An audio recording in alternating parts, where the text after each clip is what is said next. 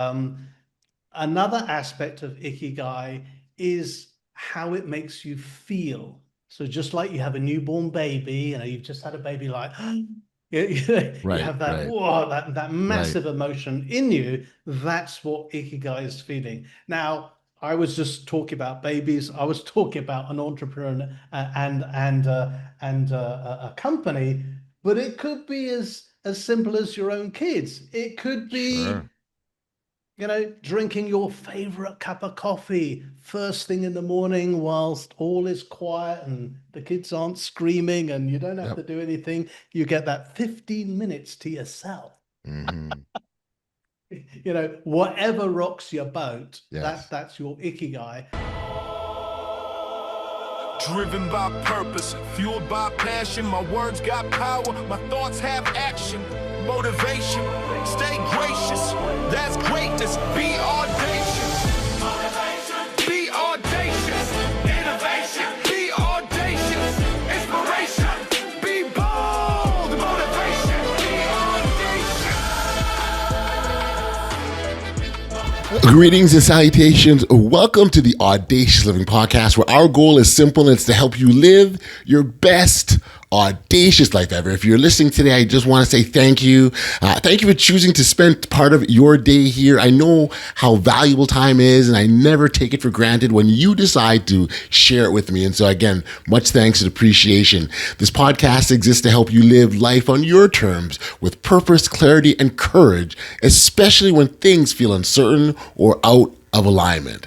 Now, most of us don't get to pause life while we figure ourselves out. We're making big decisions, leading others, chasing goals, and trying to grow, all while still living inside the life that we're trying to improve.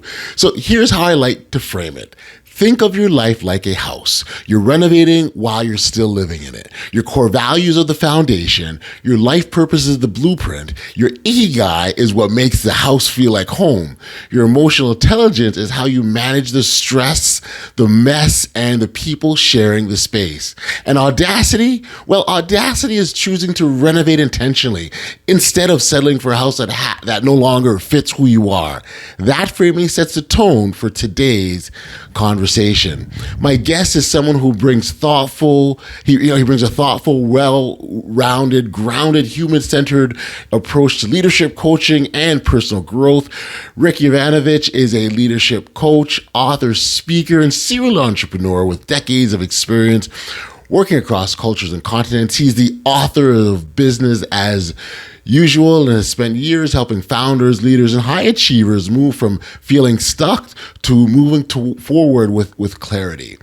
Rick's mission is centered on helping people create balance and fulfillment by aligning their values, purpose, and actions. Now, in this episode, we explore how understanding your ikigai can guide you towards fulfillment and balance, why emotional intelligence is essential for effective leadership and coaching, what it really means to live audaciously while prioritizing your well-being, why coaching works best as a true partnership with both sides fully invested, and how aligning your core values with your life purpose leads to deeper happiness. If you ever felt capable but off course, successful but unfulfilled, this conversation will definitely resonate. So, with all that being said, let's get into this powerful and honest chat with Rick.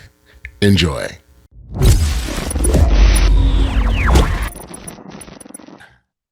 Hey, Rick, thank you for joining me here today on the Audacious Living Podcast. I appreciate you for taking the time to be here and join me on this. Thanks for having me, Audley. And before we start, Uh huh. I'd like to just quickly share a core belief that I hold pretty dear. Okay. And that is, we all have the potential to be what I call architects of change. Love it. In the world that we all apparently live in, it's full of constant transformation. And our task isn't just to keep up and keep our head above water, it's to try and shape the path forward. Every day, our actions, whether they're big or small, they shape our future. They And do. as we discuss stuff today, Audley, I want everybody listening to remember this. You are your brand. And every single decision that you make is part of the unique story. And it is unique because you're crafting it for yourself. How you react, how you adapt, and how you innovate will Yeah. define your story and Yep. your legacy. So, Yep. as we just dive into our conversation today, Audley, let's not just think about adapting to change, but about how we can define it, as we're not just participants, Right. we're catalysts in Hmm. this ever changing business as unusual world. So, let's get started, Audley.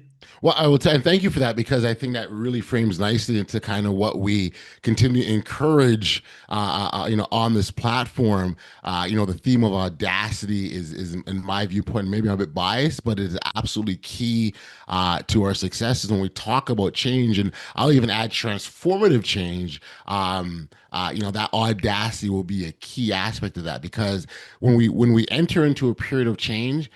One thing that I know is very, very certain is we don't know what the outcome will be. We like to think that we've done the enough work to and the research and the analysis to make sure that this change, this move, this leap, this jump is calculated. It may involve some risk, but we have to take it anyways. And that have to take it anyways, that's the audacity that's pushing us to that. And so, thank you for that opening. I think it's key in all this. Again, lots of this conversation that we have here is about encouraging individuals to take that step on their own individual pathway, and that's kind of the analogy that I use to sort of frame this all, Rick, is that we all on our own individual path, and on that path we're going to have obstacles, we're going to have challenges, we're going to have pitfalls, we're going to have things that test us, and it's really incumbent on us to sort of push through and get past, because on the other side of those icky yucky not so nice things is where all the greatness lies. And so thank you for that. I think you framed it quite nicely. Perhaps as a starting point, I get you to introduce yourself to our audience, talk about the work that you do and what's got you to the point that you're at now. Okay, my name's Rick. I'm a Brit, if you haven't noticed by my accent. So what do I do? By training, I'm a bean counter. I'm a professional accountant. And yeah, maybe I'm not a standard professional accountant. For those of you who are trying to stereotype me already, I have traveled around the world. I've as I said, I'm a Brit. I've lived in 4 different countries. I've spent pretty much all of the last 35 years living and working in Vietnam, which is a little bit different. I've recently relocated to Switzerland, so that's yet another country. So as I said, I'm a bean counter. About 31 years ago, 31 years ago. Mhm. Yeah, 31 years ago. I took a voluntary redundancy package and retired. Okay. And that sort of failed because I'm still working. I'm a workaholic. And what does one do when one's an accountant? When you go independent, well, you go out and you implement and sell accounting systems, Sure. or I'll call them financial ERP because that sounds far more complex and more sexy. And we've been doing that ever since I started that in 1994. Yeah, maybe we've been a bit audacious about how we've done it because we've done it in 80 different countries. So I guess we Beautiful. got a little bit carried away. I am a sort of one man and a dog business. I started in my dining room with my dog, which doesn't exist. And we've grown. We're about 500 people now. So we got a bit carried away. So that's Hmm. one of the things I do. The other thing I do is I like writing. I'm an author. Here's one of my books, Business as Ah, Unusual, which is even in other languages if you really want to lovely. read it in other languages. Lovely. um, I'm a speaker. I'm also a coach. Mm. So I really sort of blend accounting Hmm. with technology because I'm a techie, and I bring in the people side, the human side as well, Got and I you. try and pull it all together. Sure, sure, it makes sense. Curious, what was the defining moment that made you make that shift into from the just the accounting, the numbers to that transformative part of our journey and the coaching piece? Like, was there a moment or defining this pivotal moment that happened? You're like, oh, this makes sense to do, or I need to do this. Um, yes, there was. I don't think it was like an bang, Uh-huh. a light bulb didn't quite go off. It Hmm. nearly went off. It was, It can be dramatic at uh, times. I'll own that one. I'm always looking for the light bulb. yeah, I know. And at the moment, I know you got problems with light bulbs, but that's another That's another story. story. Yes. Okay, so if you see Audie go like this, yeah, he's just playing with his new lighting system, or he's just reacting to my wonderful answers. But anyway, so what was that light bulb moment? As I said, I I'm a workaholic. Retiring 35 years ago didn't quite work, and I just carried on doing what I was doing, which was I had accidentally started implementing accounting systems even when I was working for another company. Um, and I carried on doing it, and then I had to start hiring people because with more and more projects, I couldn't do everything. And then I had one person, then you got 10, and you got 20 people, you got more and more people.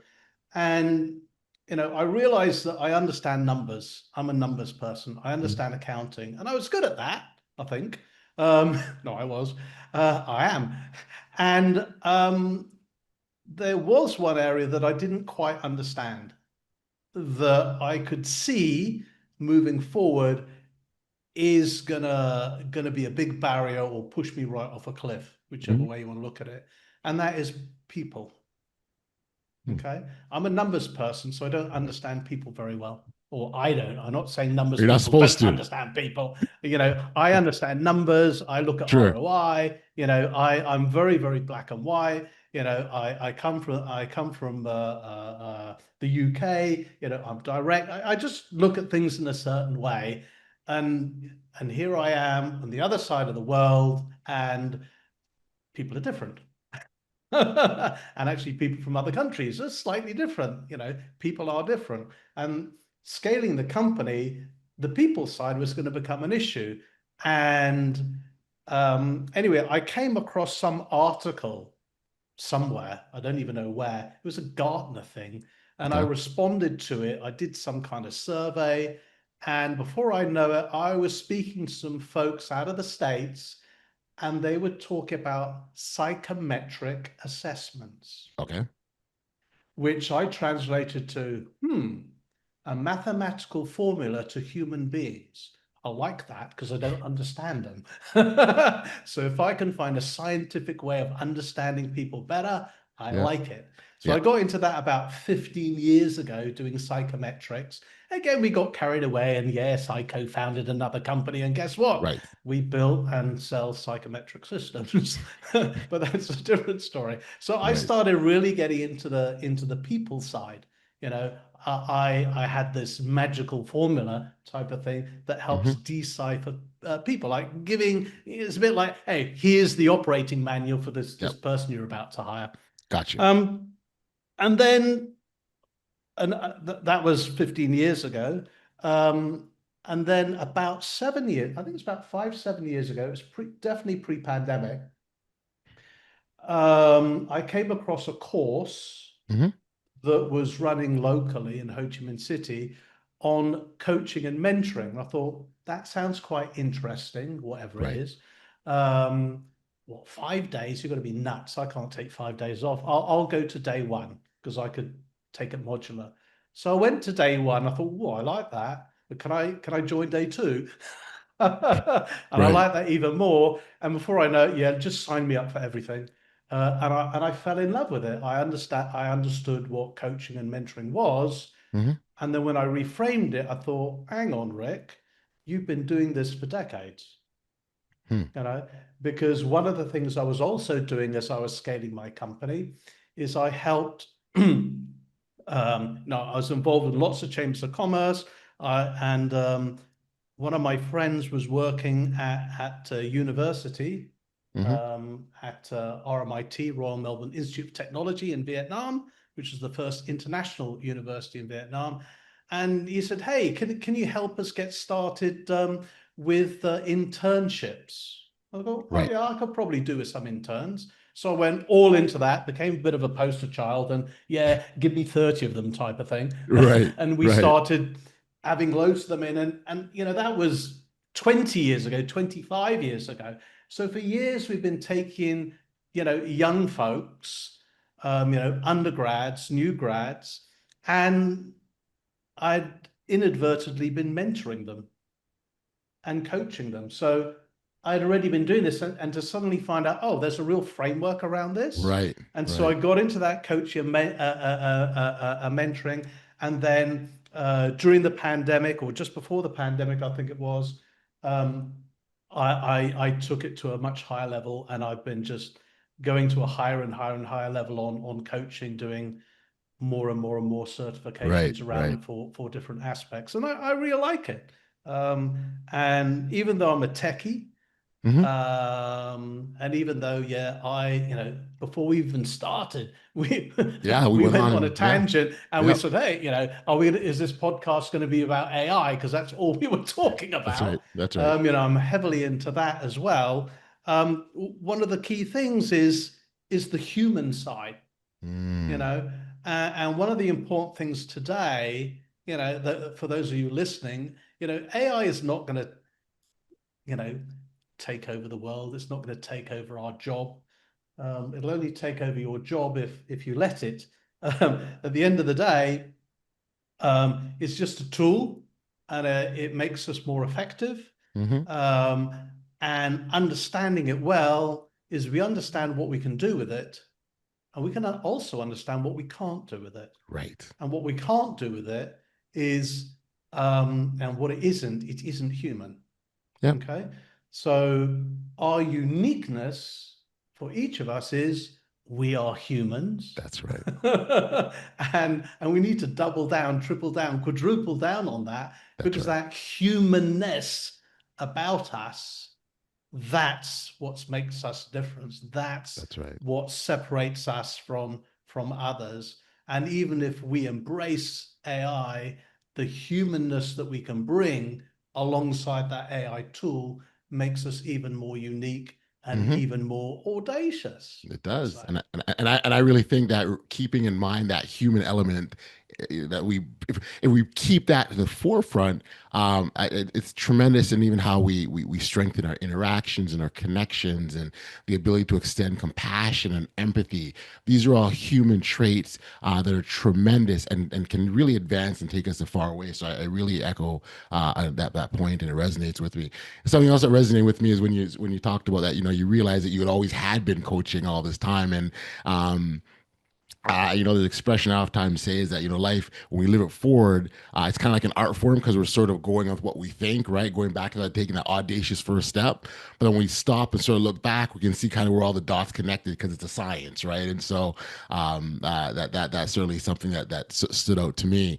I want to sort of talk about the coaching aspect of the work that you do. And so curious who you primarily work with. And then perhaps, do you have maybe a success story of maybe a company, an individual that you work with? You don't have to give names or anything like that, but I'd love to hear sort of the types of maybe strategies that you use to empower them. Okay, good question. So who do I coach? That's a very good question, actually. I've been reflecting on this for some years. Because when I started to get into this, I coached anybody who wanted coaching, I coached them. Gotcha. Because I know how to coach them. Yeah, they come up, they got a problem. Of course I can help. However, that's, I guess, a rookie mistake. Okay. Because what I soon realized is I may be able to coach them, and I can coach them, but depending on who they are, I don't want to coach them. Okay. I just don't want to, for whatever reason. And it really doesn't matter if I'm getting paid or not paid, because I do a lot pro bono. and I do a lot where I get paid well. Right. But I came to the conclusion, for me, it's not a job. I'm not doing it for the money.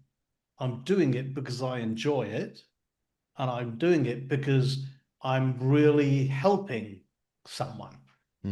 Okay. So one of the things I realized is I don't really enjoy very much, and this is a bit of a generalization. I don't enjoy too much doing corporate coaching, Okay. where I've been hired by a corporation to coach some people, because just what I experienced, and maybe I just had a bad experience, that in too many cases, the person I was coaching was being coached because it was just available in their company. Got you. Did they Got you. really want to be coached? Right. Not necessarily. Were they really willing to put in the proper effort? No, not really. And then I realized that if I was ever in that situation, I don't like doing it. Okay. And it doesn't matter if I'm getting paid or not paid. If I'm getting paid, it's even worse, I think. Because if I'm not, if the person I'm coaching is not going to put in 100%, I find it very, very hard to put in 100% myself, because the coaching relationship's supposed to be 200%. Sure. Both sides put in 100%. Otherwise, you're going to get a less than ideal situation. Yes. And I'd rather step out of that, and I can refer you to lots of other coaches that I know, and see if you find the right chemistry with someone else. It's about because fit. it is a fit. it's a real partnership. It's a real fit. So, Right. you know, over the last few years, I've been trying to decide who are the people that I really, really want to coach. And I came to the conclusion that the people I really do want to coach are the people who seem to be stuck. Okay.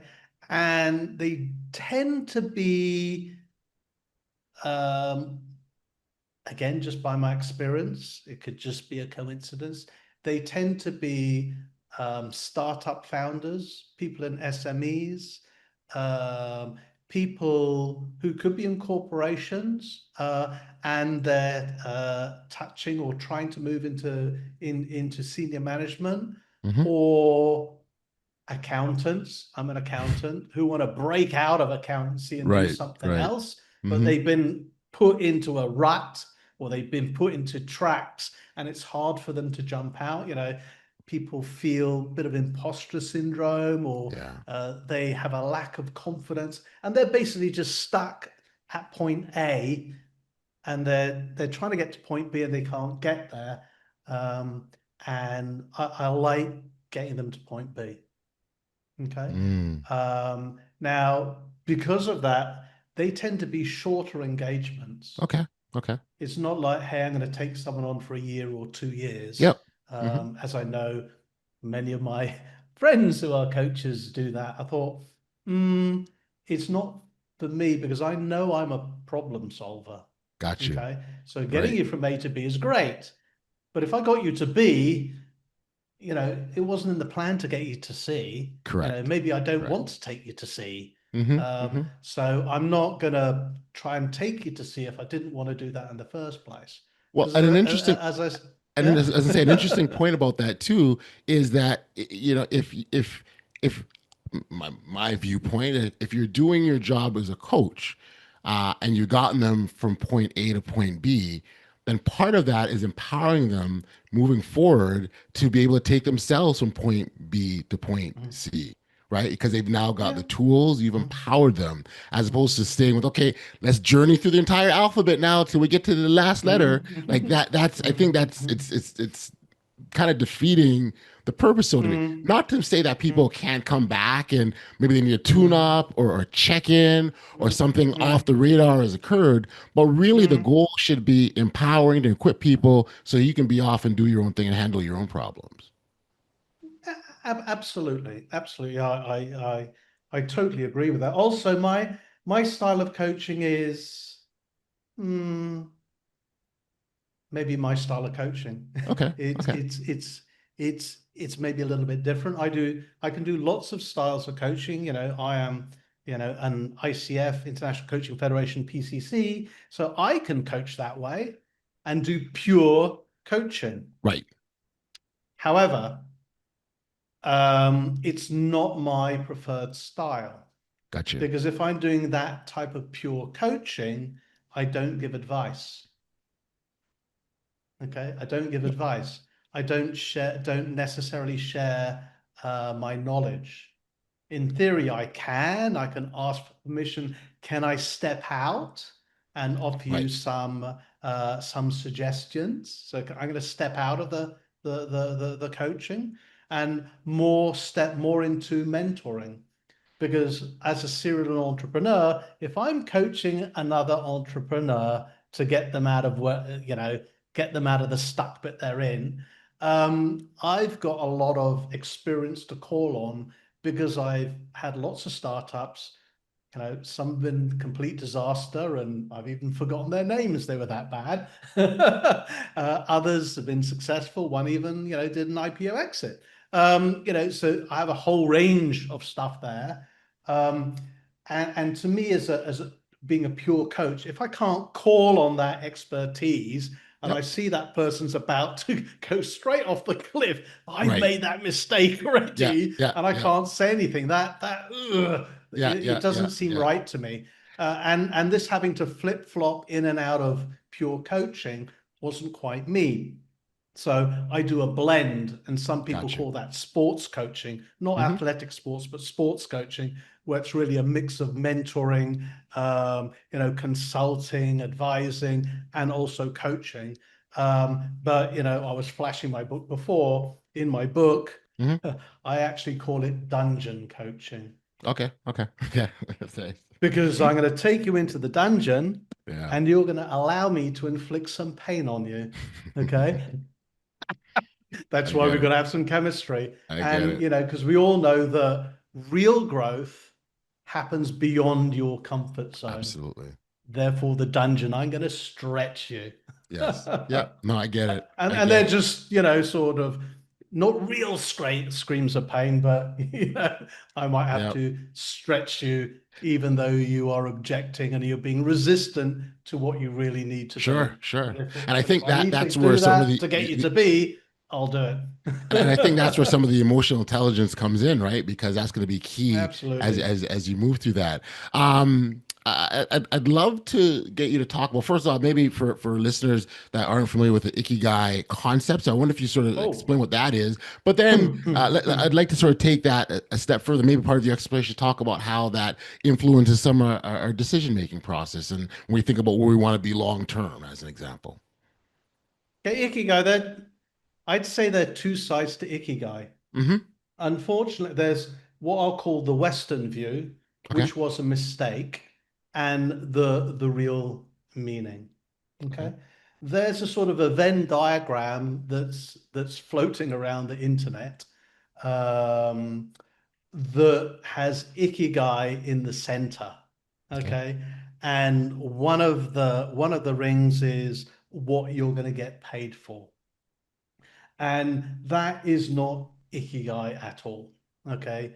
It was bloggers, something they put up, they translated from another language and slapped on Ikigai in the middle. It's not what they really meant, Gotcha. but it's been taken as it is. The simple way to look at Ikigai is really it's like, what's the purpose? The purpose of being. Okay. Um, and I'll take the entrepreneur again. Okay. Um, if you, as an entrepreneur, you started your company, Mm-hmm. you see the company as your baby. Yes. Okay. Okay. And so the object of your Ikigai is your company, like a baby. Yes. Oh, I love it. I love it. Okay. Uh, and another aspect of Ikigai is how it makes you feel. So just like you have a newborn baby, you've just had a baby, like you Right, have that, right, whoa, that right. massive emotion in you. That's what Ikigai is feeling. Now, I was just talking about babies. I was talking about an entrepreneur and a company, but it could be as simple as your own kids. It could be, Sure. drinking your favorite cup of coffee first thing in the morning whilst all is quiet and the kids aren't screaming and you don't have Yep. to do anything. You get that 15 minutes to yourself. Mm-hmm. Whatever rocks your boat, Yes. that's your Ikigai. And it really gives you that sense of being and meaning. Mm-hmm. Now, I use and you said, why is it important? Um, Funny enough, I was talking about this the other day. So if we take that concept again, you're an entrepreneur. Yep. It's your company. You built it, yourself. You're a one-person band, right? And it's got to whatever size it is now. Just like it's your own baby. Oh, are you overly sensitive about it?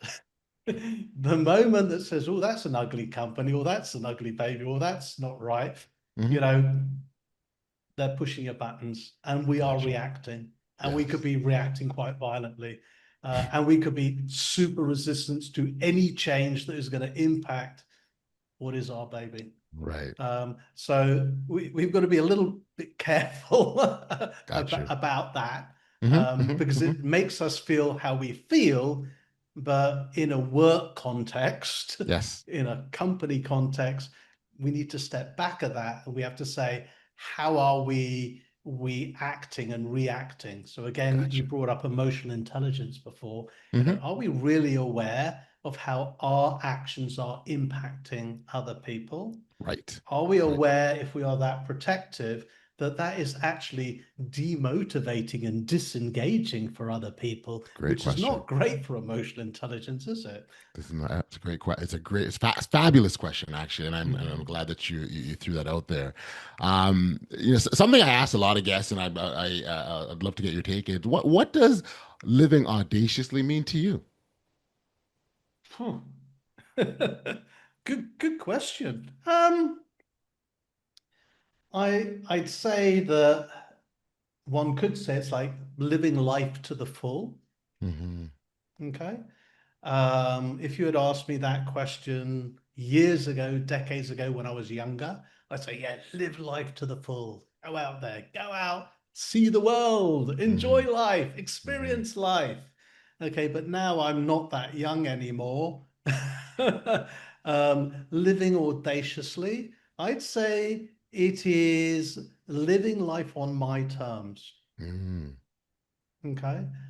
Um, it's the concept, or if I look at my own life purpose, my life purpose is all about balance. Okay, is helping and empowering humans for balance fulfillment. So Mm-hmm. I have to look at myself first. Do I feel balanced? Gotcha. Am I, and am I fulfilled? Because I need both. And we all know when something's a bit off. Mm-hmm. Yeah. Okay. Yeah. We've all had that feeling something's a bit off, but we can't necessarily put our finger on it. I'm Right. trying to look at it from the other way, is like, what makes us not feel off? What is that balance? Okay. And how do we achieve fulfillment by having that balance? And so, to me, living audaciously is achieving that balanced fulfillment. It's turning around and saying no. Mm-hmm. it's um, it's prioritizing yourself, Yes. because unless it's not necessarily become narcissistic or anything, but it's making sure that if you want to be at 100, and you want to put 100% into something, you better be in a good state of mind. You better be in good health at Yes. 100% to start off with. Otherwise, you're going to go in there, like like a half-charged battery, and you're not going to achieve very much. Yeah. Yeah. So to me, being audacious is being quite brutal on oneself to achieve that balance. Got you. Okay.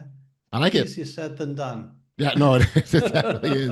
It definitely is. Sure, I appreciate that perspective, because I do think balance is a big part of that, and this kind of leads into a question I have with respects to, if you could inspire one change in people in the way they approach either life or business today, what would that one thing be? I believe for people to be happy, okay, there's a linkage between happiness and joy and success. Okay.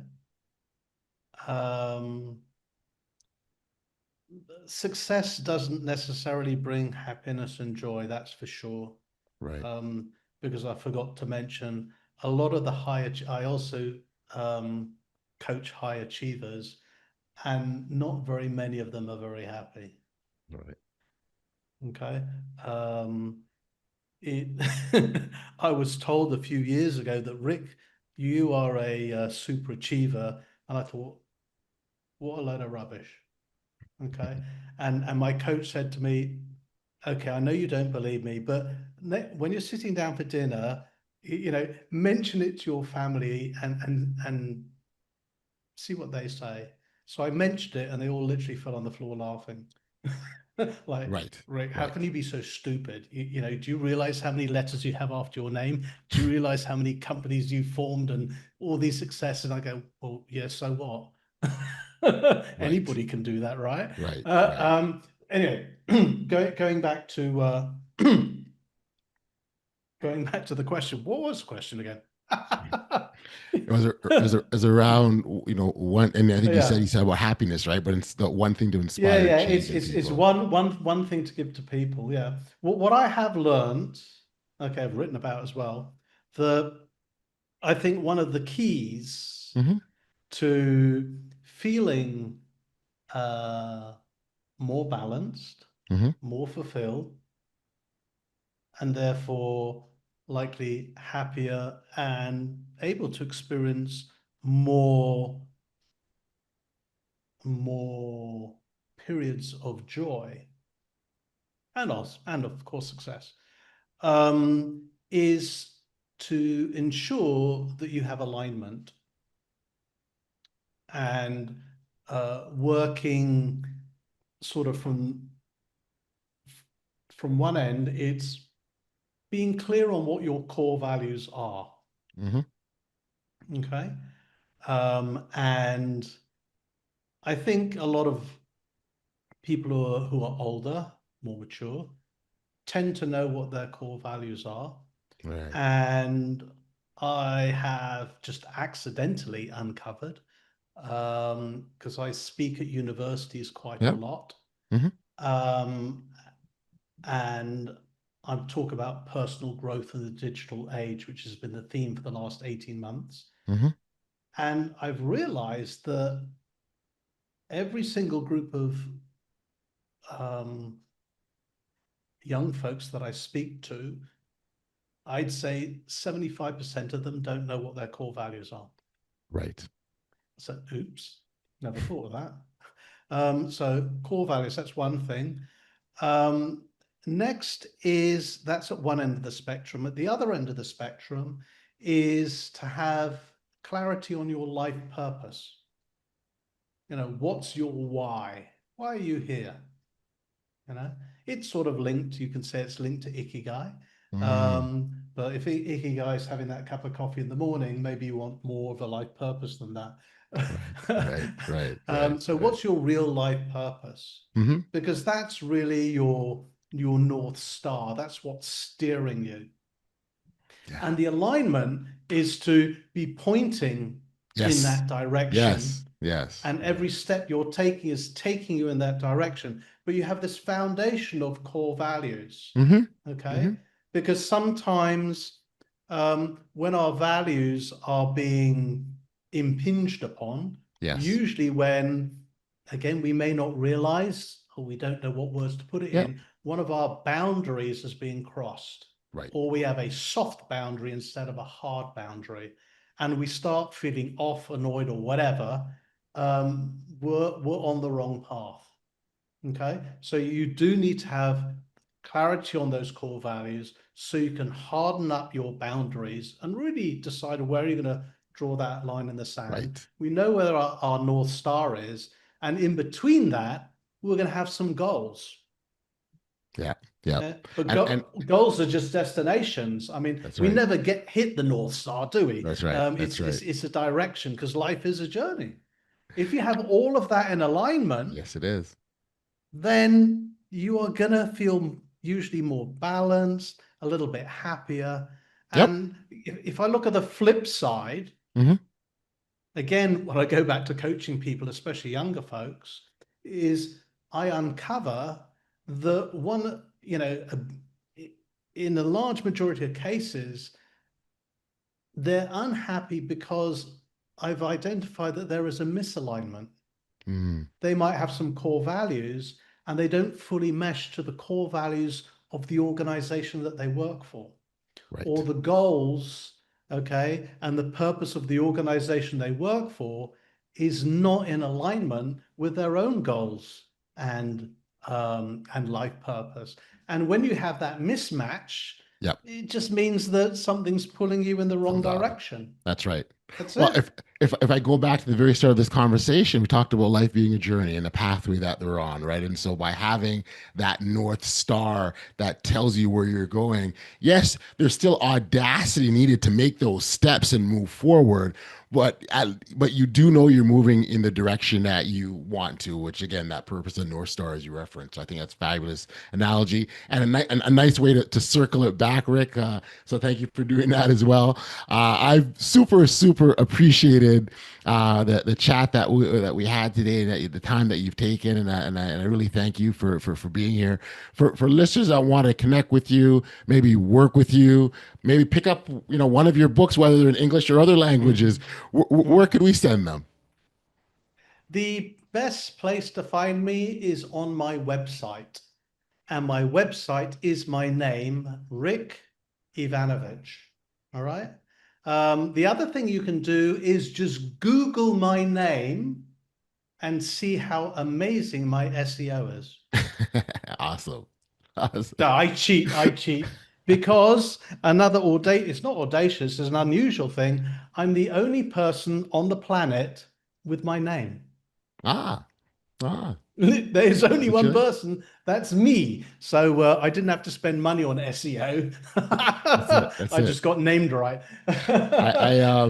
I can say similarly, almost. I'm not the only person, because there's another there's three Oddly Stevensons, and it's myself, my father, and my son. So there's three of us. Three generations. Yeah. Okay. So that's the best way of finding for me. So go onto my website or of the book, go onto Amazon. It's on a special offer at the moment. It's only 99 cents or something ridiculously giveaway like that. Awesome. Well, we will encourage our listeners to grab themselves a copy. Again, Rick, thank you for this. This has been awesome. I certainly appreciate the insights, the journey, and your philosophy, I think is bang on in the audacious spirit. So thank you for all that. And again, thank you for being a guest today on the Audacious Living Podcast. Thank you very much, Audley. It's been an absolute pleasure. It's been audacious. Audacious. There we go. Awesome.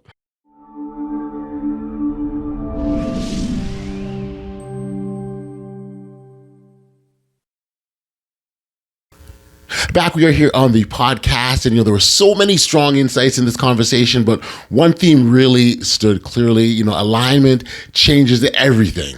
When your values, purpose, and actions line up, growth feels intentional instead of exhausting. You're not just renovating randomly, you're building towards something that actually fits. What I loved about this conversation is that, Rick, and I loved Rick's approach, was his emphasis on balance. Not balance as a buzzword, but balance as a responsibility. The idea that living audaciously doesn't mean pushing hard at all costs.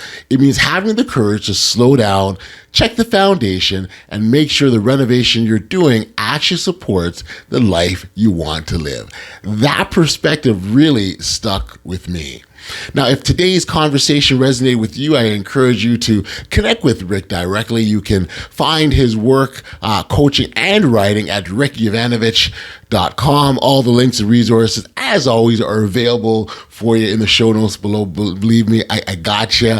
Again, Rick talk about his book, Business as Usual. That's available over on Amazon. And again, those details are in the show notes as well. Now, when the foundation is solid and the blueprint is clear, the renovation stops feeling chaotic and starts feeling necessary. That's not recklessness, that's alignment. And that's what audacious living really looks like. And that brings us to the end of today's episode of the Audacious Living Podcast. If this conversation added value in your life, please take a moment to like, follow, subscribe, or share the show. It's one of the simplest ways you can help grow this podcast and help us reach even more people live audaciously. Until next time, keep choosing alignment, keep honoring your values, and remember, you were never meant to live life by default. Live it audaciously.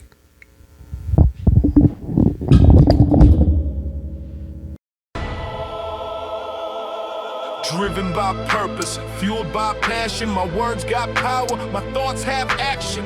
Motivation,